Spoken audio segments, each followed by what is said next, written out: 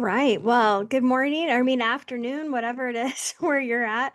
This is Jennifer Scheich. I'm with Farm Journal Support, and I am super excited to help organize LPC's Coffee and Collaboration every month. This is just our 45-minute get together where we talk about new ideas, topics in our industry, and find ways to be able to share ideas to help each other grow in our professions and just learn a little bit more about how big our industry really is. And so I always look forward to these conversations.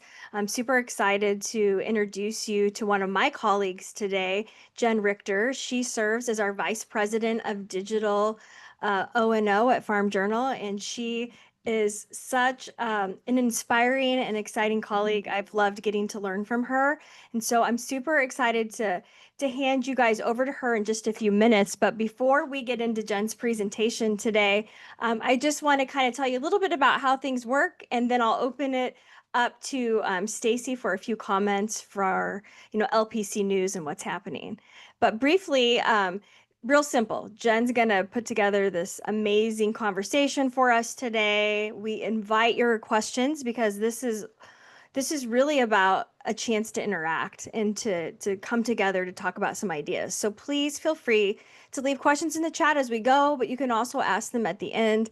But we'll let Jen get through her presentation and then we'll bombard her with our questions. So I really encourage you guys to take advantage because she is a wealth of knowledge and insight. So Stacy Fox is our executive director of LPC. Stacy, what kind of announcements or updates do you have for the group today? Yeah, thank you so much, Jennifer. I'll be really quick. We do have a big deadline coming up this Friday with our awards contest entry deadline. So if you are working on any of those, be sure you get those in by Friday. We have implemented a new policy this year where we will be asking judges to provide feedback. So you will get feedback on your work, which I know is really important and something that and people find valuable. So just visit our website or shoot me a message and I'm happy to send you the link to get those entries in. And then all of the judging will happen in May and June, and we will honor all of our winners during Ag Media Summit in July. It's July this year. Ag Media Summit registration is also open. So if you're planning to join us, head over to Ag Media Summit website and get registered for that event. We are having our gifts and giving auction next week. So that will be online. It will kick off on Monday. We have some great items available for you to bid on, really exciting stuff. And this is a great fundraiser for LPC throughout the year to help us with our programming and the things that we do to support you. We also need judges for our contest. So if you're interested in judging any of those awards contest categories, just send me a note. I've dropped my email in the chat.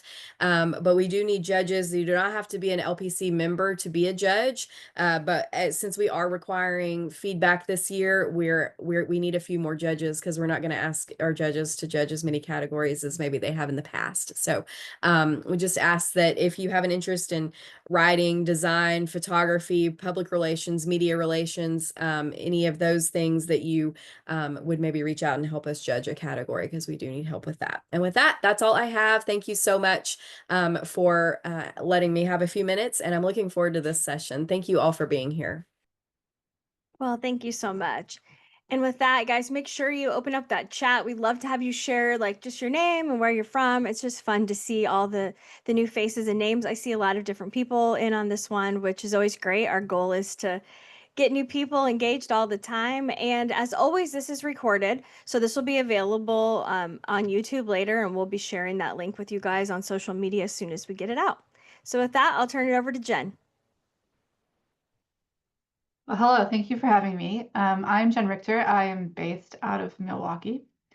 I oversee all of our digital products for Farm Journal. And so that means I work really, really closely with our editorial team and our audience team to make sure what we're putting in front of our various livestock audiences and crop audiences and produce audiences, that it is not only engaging content, but that the tech stack helps our editors lean into that engagement and work more efficiently. And it helps our users better engage with our platforms as well. Along with that, I also oversee analytics for Farm Journal because you have to be very intimate with the analytics in order to understand if the products are working or not.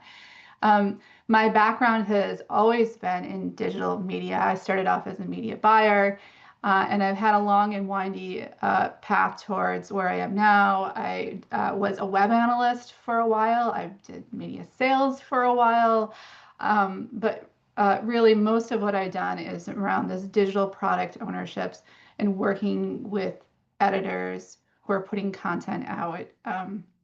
And trying to grow those experiences. Before I came to Farm Journal, I was at the Association of Equipment Manufacturers, and my role there was to engage their very large digital audiences with content, which was not something they had been doing in the past. So I essentially started a content program for that organization. I have a PowerPoint deck that I'm going to run through with you just because this is a complicated topic and it's better with visuals. Feel free to stop me at any time and ask a question if it's pertinent in that very moment. Also, when I get really excited about a topic, I tend to talk really, really fast. So tell me if I need to slow down. All right. Give me a minute to figure out the screen share here.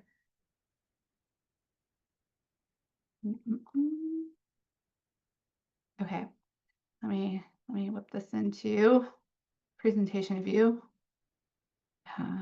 Here we go. All right, so my focus is on driving attention, and I cannot see the questions. So if someone could tell me when one comes up, let me know. All right, so we're talking about how we use data to drive audience engagement.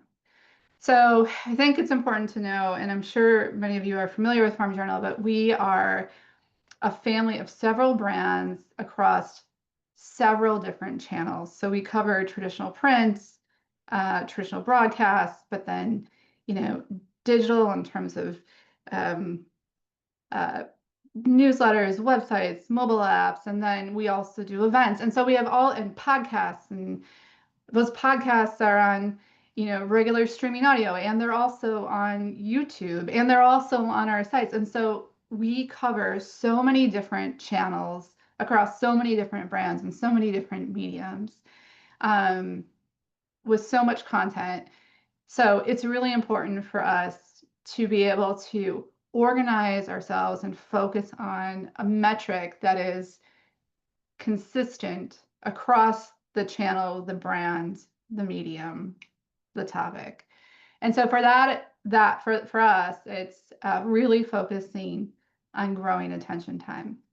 We like to say that we're in an attention economy, right? Like if you're a pork producer or a rancher, you are also a consumer and you're on your phone all day long, and we're competing with your attention with, the, ESPNs of the world, in addition to the content that we're putting out. So we are all, in some way, all of us, constantly vying for attention.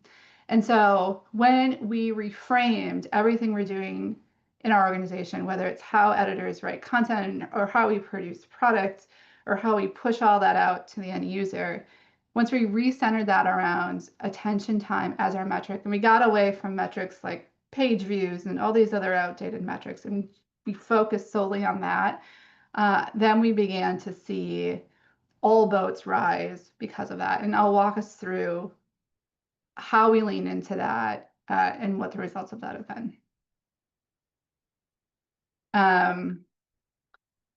So attention time is something, it's a metric that directly impacts revenue.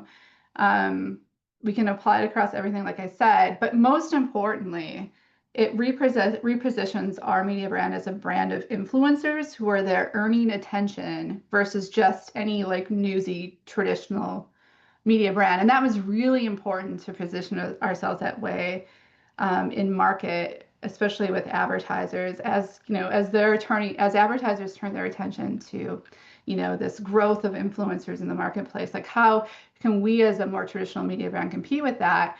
And by reorganizing ourselves around a brand of influencers, it now helps us compete on that level. So Jennifer here is an influencer in her space. She's not just a journalist, she is an influencer earning attention.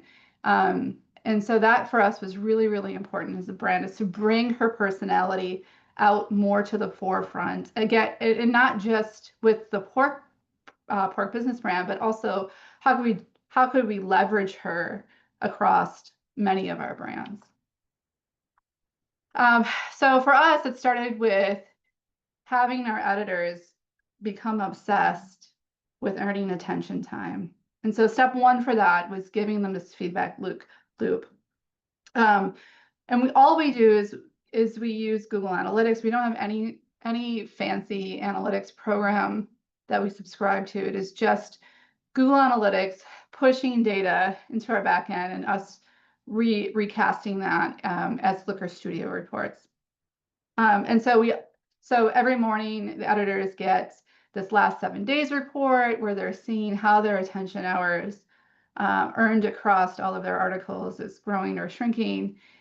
When we report, when we report on articles, we're also reporting on total attention hours earned for that article. Because you could get an article that has a ton of views, but maybe it has really low total attention time because maybe people only read it for 10 seconds. That's not a healthy piece of content. But you could have an article that has much fewer views, but maybe people spent 3 minutes reading it, and now your total attention time has exceeded your poor performing article. And so shifting our metrics to focus on that helps editors lean in on producing content that grows attention, not just page views. I'm working on something right now called the Attention Index, where we can then say, okay, compared to the average piece of content we put out there, how do these different topics compare in how they earn attention and how they earn engagement from the user? And so from there, you're able to then see which pillars do you as a brand have where people are really, really engaged with, and you're earning a lot more attention than maybe another topic that you might decide isn't really worth it over time. Every morning, our editors meet in a huddle, and we talk through what's trending right now. So this is a real-time report looking back at the last 24 hours. So here, Jennifer can see, this is from this morning. What articles are peaking right now? Which ones are earning above average engagement? And then we can start to have conversations about, like, why are these articles peaking? With who? On what channels? And then from there, she can then figure out, like, okay, it's peaking over here. Do I need to push it out over here? Or it's peaking with this particular audience. Why is that? And do I need to create more adjacent content for that type of audience? Oh, it's not peaking with my intended audience. Why? And then, as an editorial team, we have a conversation about that, but you can't even have that conversation unless you have this type of information in front of you. We also, in this real-time report, look at our different traffic sources. We also look at our different topics, so we can see that, these are the topics that are trending right now. Is there more we should be doing on that front, because this is what people are interested in? We can also then look at all of our different audiences. Like, we can start at that level and say, okay, maybe as a brand, Pork Business wants to grow the young farmer audience. So we have that as an audience captured in Google Analytics. And then we can filter this down to, okay, well, what topics are enticing young farmers? And this is sort of messy how this is laid out here. We have to parse it out, a bunch of stuff grouped together, but we can begin to see what topics are most engaging young farmers. And then we can say, okay, what stories are most engaging young farmers? And so now we have an idea of stories. And if you zoom out and take a look at this over, a 12-month period, you can start to see not only topics that are really pulling them in, but also the language that you're using that's pulling them in. And I will tell you, not just with young farmers, but with any of our audiences, the more Jennifer can put her personality in that title of that content, the more engagement it will get. Yes, topic is the #1 most important driver of engagement, but personality, I would argue, is the second most important topic. So just if we could do an A/B test of headlines, one that is just a straight output of the whatever the newsy topic is, versus one where Jennifer leans in with some personality. It doesn't have to be written like, any sort of clickbaity thing at all. It just needs to have her personality as that influencer in the space captured in there. And you can see like a lot of her personality is included in these headlines. And the closer you know her, the more you see it showing in these headlines. And that is what's making the difference, is letting our editors have that voice in their headlines, and helping them understand how important it is for them to grow their influence in this space, and giving them a path to do that. But again, like going back to the young farmer audience, we can go back and say, and these are all made up numbers, Jennifer, don't take these for real. But we can go back and say, okay, here are 5 topics that have over-indexed in terms of attention or engagement with this young farmer audience. And then she can start to build a whole editorial plan around young farmers. How are we going to talk to them? What topics are we going to cover? And then we can start to grow our influence in that space. So from a product perspective, what we do then is we say, okay, we know video content is really growing it helps grow attention with our audience more than anything else. How can Jennifer create content that is not only written content for newsletters and websites and print, but also convert that into video content as well, and podcast content? Because we know that overall is going to grow attention for us as a company. We also have, we've carved out 4 different, we call them content pillars or content franchises, that we do across every brand, every channel, 4 times a year, once per quarter, where we focus on smart farming, which is tech audiences, next generation, which are young farmers, purchase with purpose, which is making purchasing decisions, and sustainable farming. And then each of the brands looks at their own data sets for each of these audiences, and everybody leans in their own way for serving that audiences around these 4 core pillars.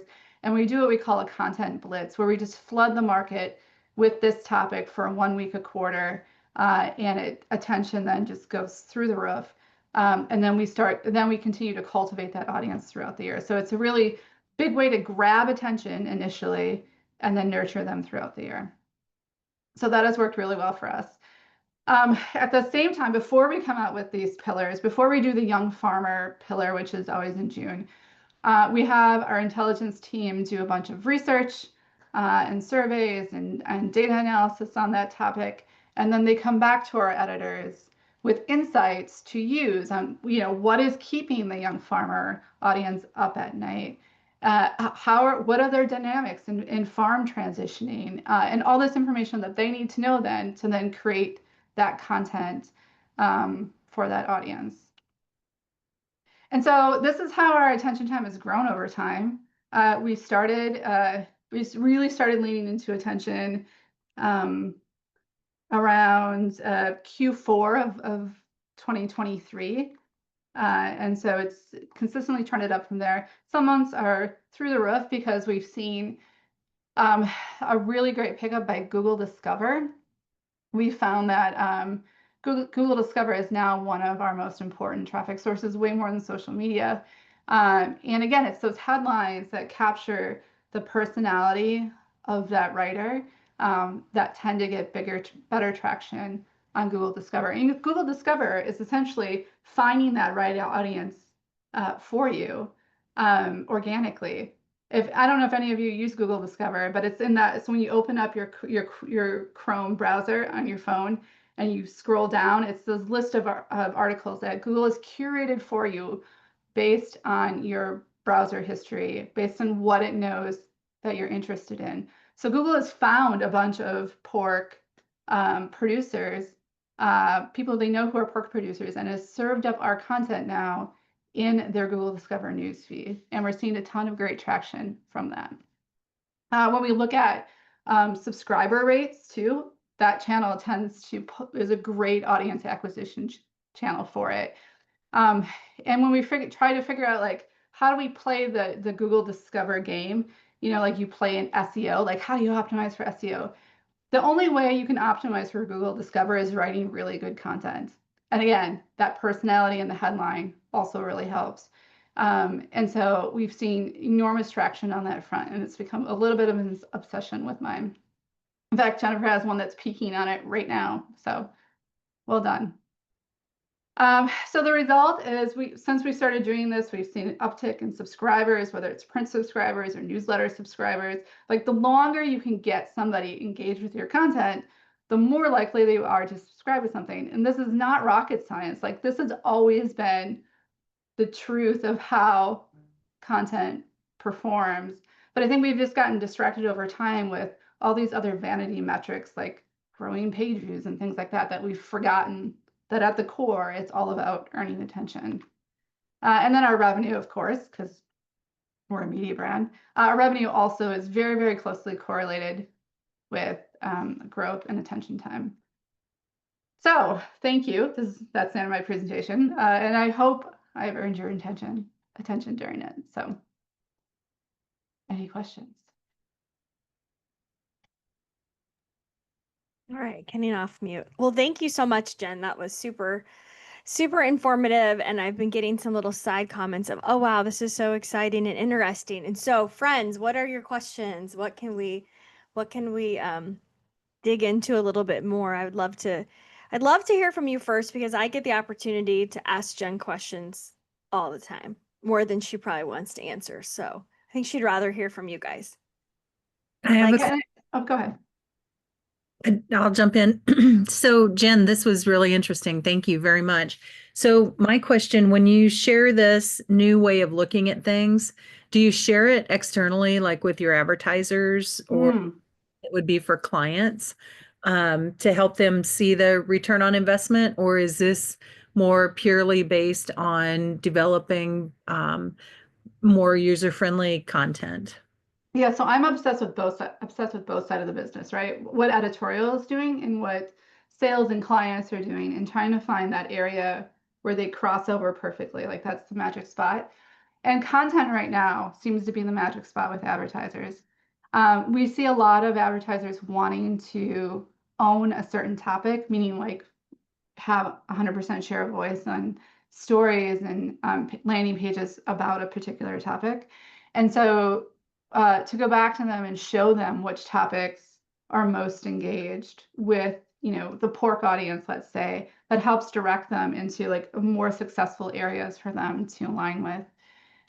We also can do this, we do this on the ad side as well. So we're able to show how much, using a completely different platform than Google Analytics, but we're able to show how long an ad is in view, the average view time for each ad, so that we can report back not just, you know, ad impressions and ad clicks, but also how long was your ad in view. Because for a lot of advertisers, you know, digital display advertising is the same as billboard advertising along a freeway. Like they're just trying to get attention. Most people don't click on ads.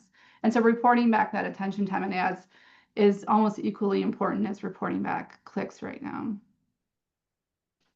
Thanks. Yep.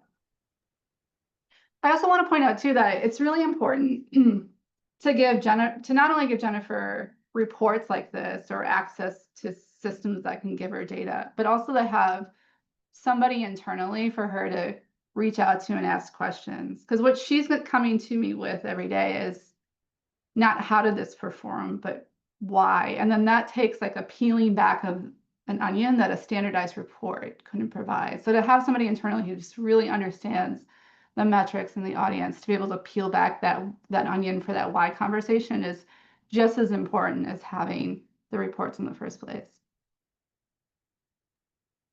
I think that's a really good point because you can see all the numbers, but sometimes, you know, that's helpful to a point, but I'm glad we're really studying engagement a little bit more. I think that means more to me and helps me more as a writer, know how to best reach my audiences when I understand a little bit deeper how they engage with my content, just not if they clicked on it, right? So I Yeah. think that's there is a question from Casey too that I wanted to throw out too. She says, you mentioned personality and headlines, but do you always have to consider SEO stuff with that too?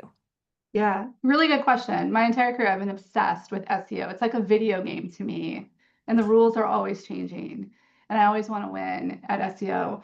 But I think what we've found over time is that keywords are no longer important. Yes, topic is important on like a greater, broader level, right? You want to be writing about topics that people are interested in.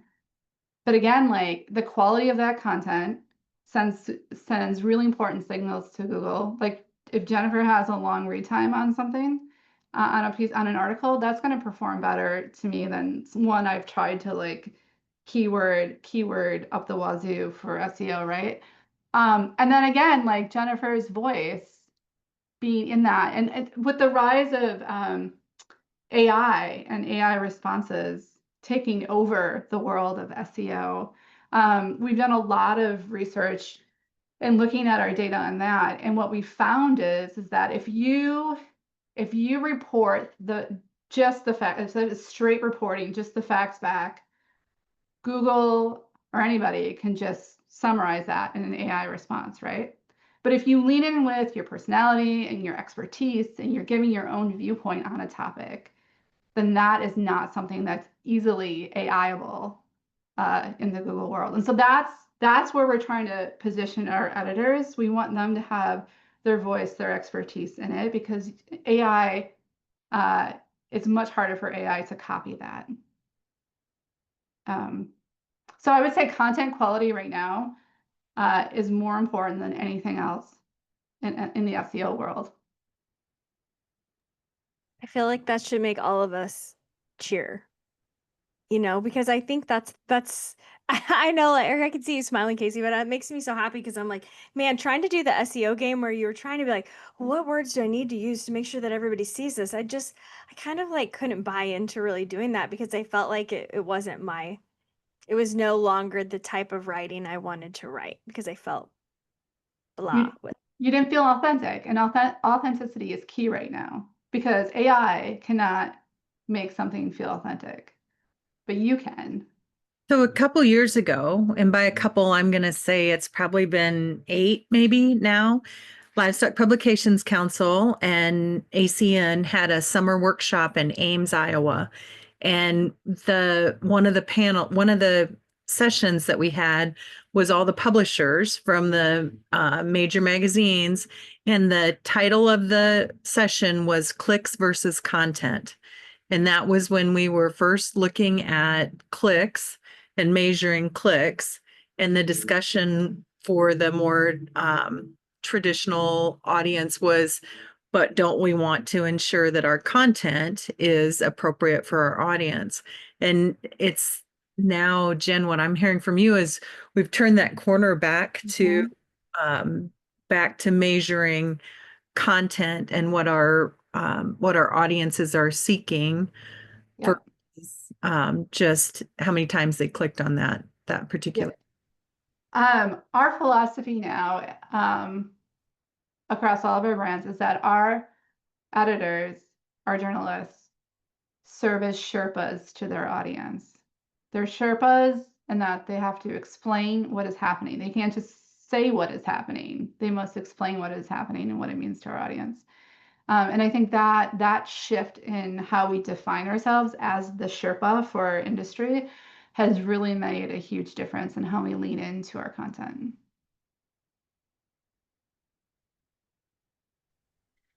I was just going to jump in here too. Again, great information. Thank you for sharing that.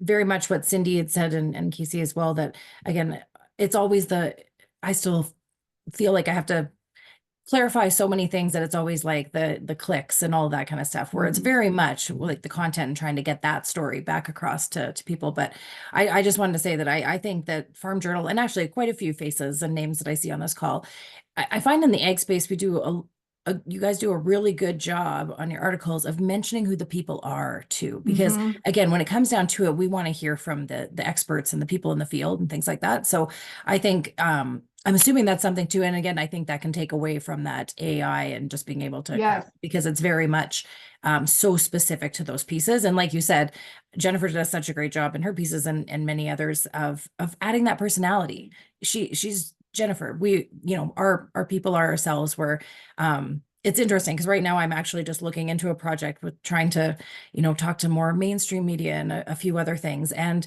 one of the major publications, they won't even put a byline on because they don't want the person's name associated with it. And I'm like, Ah, it's just so strange. And so those, and anyway, so more comments than questions, but again, appreciate a lot of the content that you shared today. So yeah. Our philosophy is that our audience follows people. They don't necessarily follow brands, right?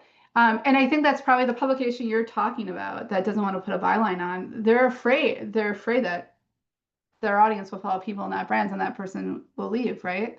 And I think we at Farm Journal are willing to take that risk because there is so much value in following the person than just the brand itself. definitely that's fantastic. Thanks. But like so for Jennifer as a brand, like she produces a ton of written content, whether it's digital or print. But now we're having her lean into podcast content now. And then that podcast content isn't just audio, it's also video. And then also, how do we start to include her in Egg Day? And so it becomes like, as a journalist now, you have to master all mediums because again, it's your personality and whatever medium that audience is on, you have to be on that as well. And so it's really like a huge shift over the past, I would say, 18 months at Farm Journal, and how we've looked at our journalists and how they add value to the brand and how their content adds value, and ensuring that they lean in with themselves as influencers in this space.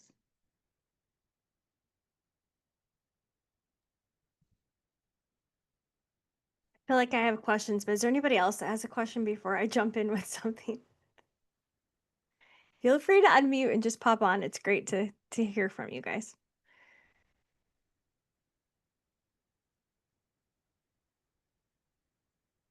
I have a Okay, quick well, question. oh, Sorry. go ahead. So No. do you find, especially with content, you always ride that hard line of journalistic integrity, staying unbiased, all the things. How do you see any difference on like some editorializing versus reporting and like I don't know. I don't know if this is a clear question, but it's something you have to worry about in editorial. And how have you seen data on reporting articles versus personality articles? Maybe that's the better question. Yeah, so we have opinion articles that we publish on our sites. And then we have our journalistic articles. Opinion articles don't perform nearly as well as our journalism does. I think there's a place for opinion, but in the end of the day, I think you can still adhere to really strict journalistic guidelines and still serve as the Sherpa and still have your personality shine through in that piece.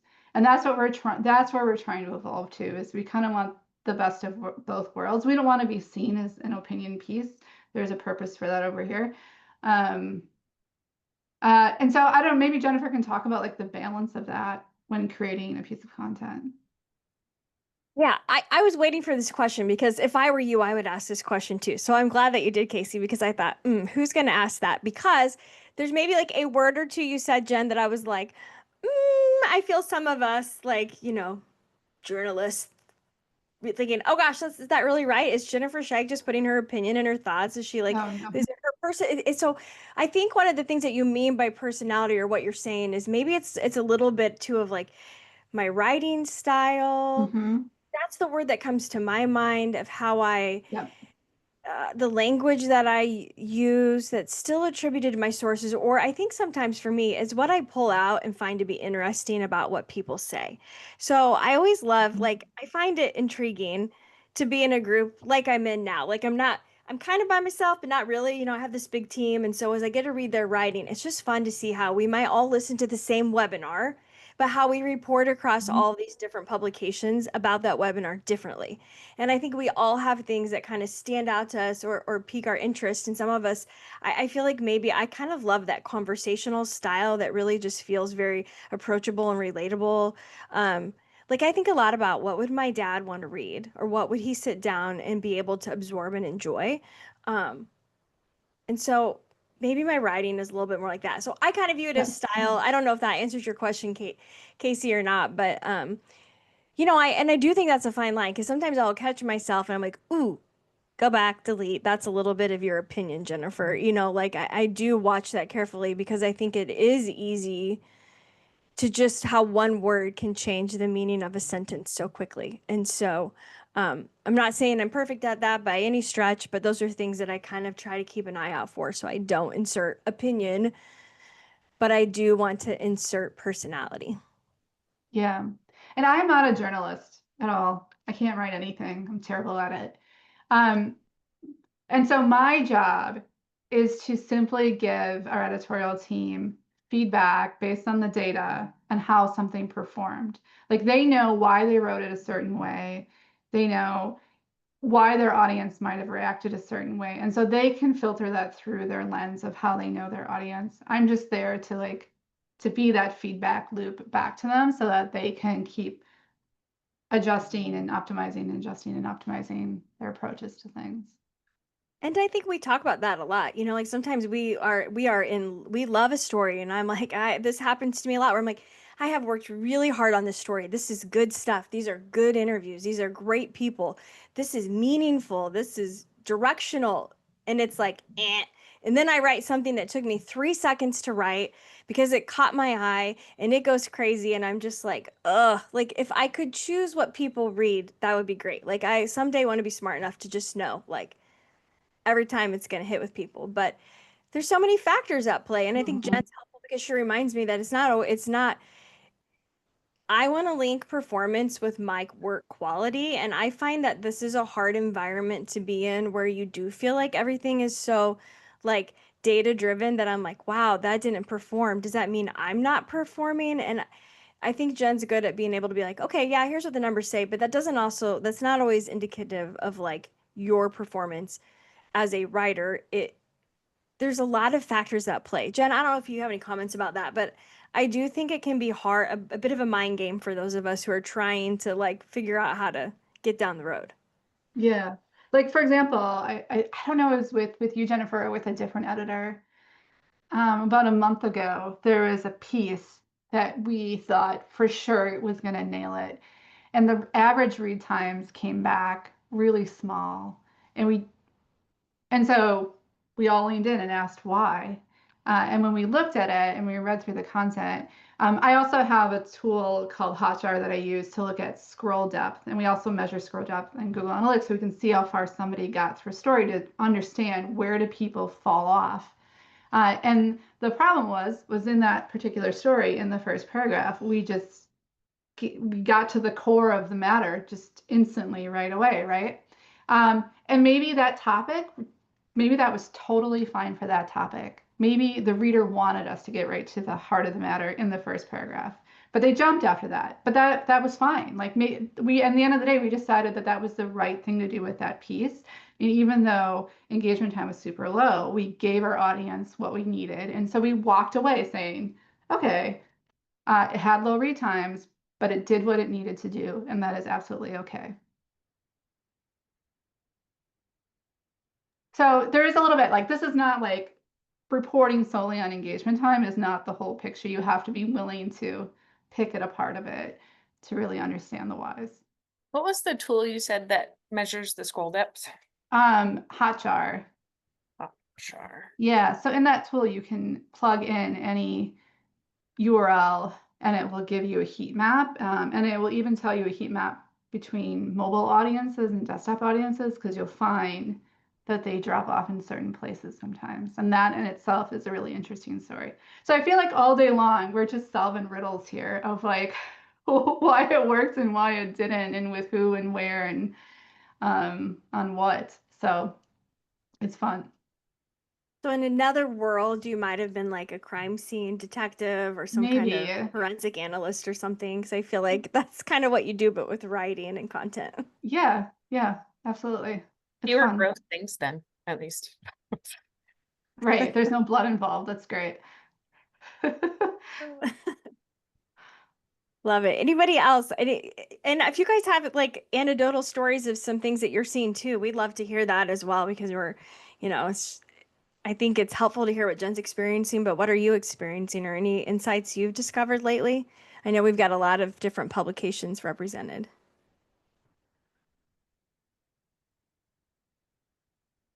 And I know Casey could just keep asking questions all day too, so.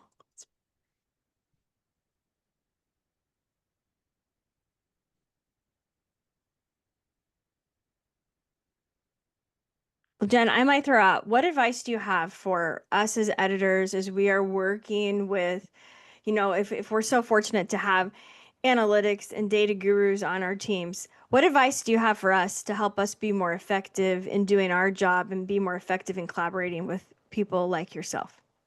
Ask a lot of questions. Like, I get so excited when an editor comes to me with a really specific question or problem to solve, because often that's indicative of a greater issue across all of our brands and editors and content. And that knowing that one answer that one editor asked will result in us leaning in different areas and putting together new tools to help us continue to do better and better and better. Without the questions, we'll never get better. And you guys are all journalists, you ask questions all the time. So never ever be reluctant to ask the why in terms of content performance. And also stay true to yourself. Don't let the data dictate to you how you should write. The data is directionally giving you hints, but it's ultimately up to you to take those hints and interpret them in the way you think your audience would find useful and go with that.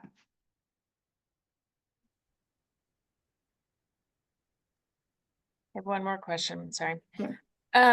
So Farm Journal is a digital first, right? So y'all publish everything online first and then decide if it goes in print, or is that backwards? Like to help you figure out what you want to put in print? Are they separate? Can you tell me more about that? I would say that we are digital first in how we publish content. The only reason I'm reluctant on some things is because we are also broadcast first at times and podcast first at times. So it depends on the medium, but we are certainly not running articles in print and then turning around and publishing them on site. We usually publish them sometimes in some formats in digital. And what we're seeing print teams do now as well is to look at the digital performance data to help with editorial planning on the print side. Jen, I'm super excited about this next question because you and I have just been dealing with this. So, Okay. Jenna, I'll just ask it out loud so it's on the video. Okay. But when you talk about writing with personality in articles, how do you see that holding true in description writing for podcasts, website pieces, caption writing for social media, and other writings for other forms of media? Does that affect engagement on those media types? Absolutely, it does. Absolutely. And we found that if you don't write a description for, let's say, a YouTube video, it probably won't go anywhere. Like, when you think about YouTube and social media and all these different places that you're pushing out content, like you would optimize those the same way that you optimize an article for SEO. Like you're always going to include your title and your description that has to be part of it. And it's the same across any other channel. Like stop thinking of just written content as an SEO game. It is across the board now in all mediums. And again, like I said before, for SEO, if you're writing for that, like personality is almost as important as topic. And so to include that, to like further flush that out in your descriptions is incredibly important.